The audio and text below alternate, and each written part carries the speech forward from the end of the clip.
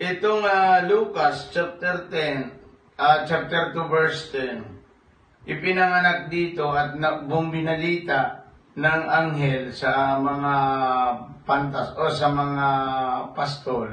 Ibinalita ng anghel na mayroong ipinanganak na tagapagligtas. Ito yung good news eh. Ngayon, ibig sabihin ko, itong tagapagligtas na ito ay ipinanganak siya sa sabsaban. Ito yung ipinagdiriwang ng buong mundo ng Kapaskuhan. Sapagkat ibig sabihin ng Kapaskuhan ay pagbibigay ng buhay ng Diyos para sa ating mga tao, mga makasalanan. Yan ang diwa ng Pasko eh, na ibinigay ng Diyos ang kanyang sarili.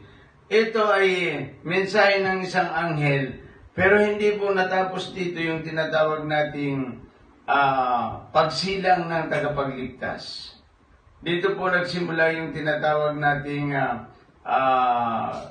good news, yung balitang ito ay isinilang na ang tagapagligtas. Kaya sinabi niya dito, nagkaroon ito ng katuparan sa Juan chapter 3 verse 16 to 18.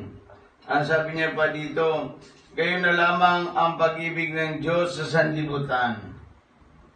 Kaya ibinigay niya ang kanyang bugtong na anak, upang ang sumampalataya sa kanya ay hindi na mapahamak, kundi magkaroon ng buhay na walang hanggan.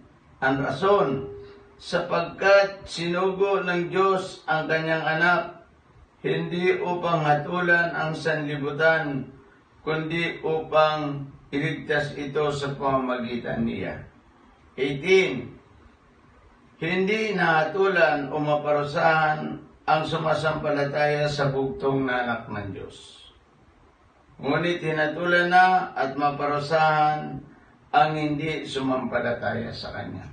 Ito yung good news na ating ipinapangaral ngayon. Na hindi lamang basta isinilang ang tagapagligtas, kundi mayroon siyang malaking misyon na ginawa niya doon sa cross nung siya ay mamatay doon sa cross at siya ay nabayubay sa cross, na yung lahat ng mga kasalanan ng tao ay kanyang dinala doon sa cross.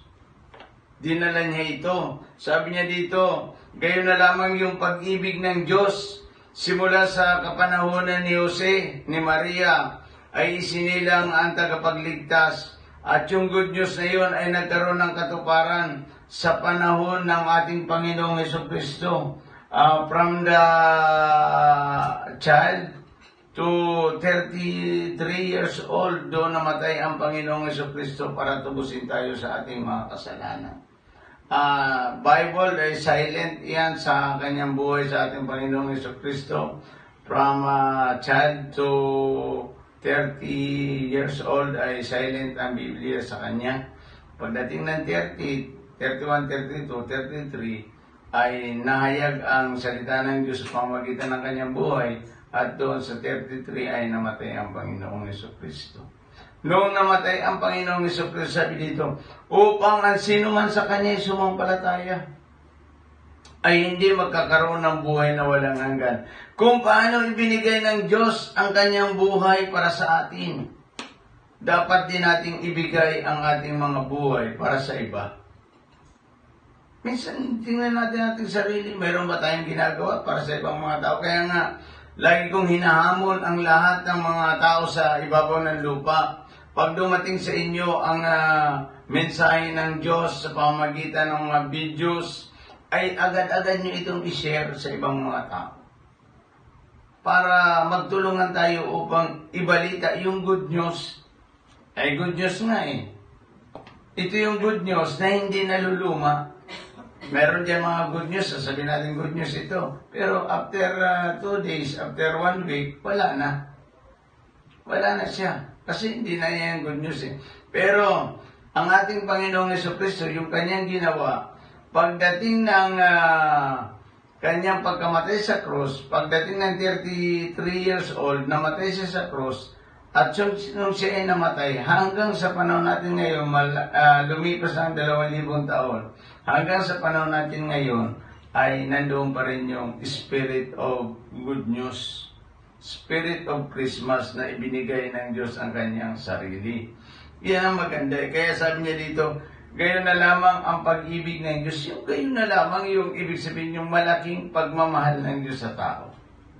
Malaki ang pagmamahal ng Diyos sa tao na hindi na ayaw niyang mapahamak sa naglalagablab na apoy eh.